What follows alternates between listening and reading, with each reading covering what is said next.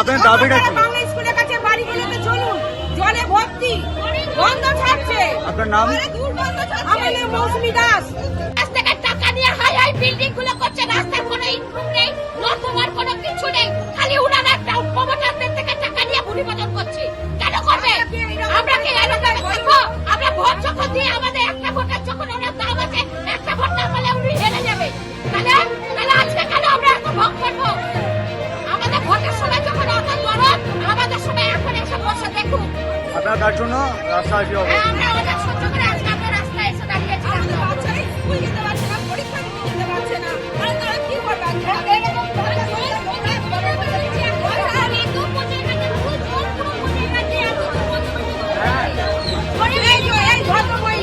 এই ভদ্রমহিলা বেঞ্চের ওপর বসে রান্না করছে, ঘরের মধ্যে জল, বাচ্চা থাকতে পারছে না। চলুন বাড়িতে গিয়ে দেখবেন, যদি মিথ্যা কথা বলে নাকি চলুন বাইরে। তাপসী ভুইয়া, এর নাম তাপসী ভুইয়া, চলুন বাড়িতে।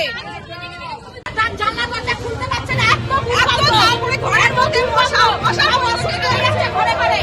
আমরা কেন ভোট দিয়ে আজকে আমরা কেন দুর্ভোগ করবো?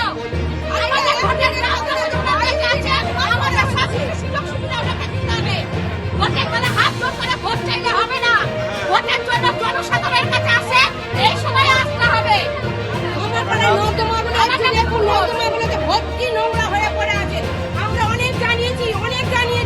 তার সাথে বলছে হ্যাঁ, মার্চের 3 তারিখে সে আগের বছরে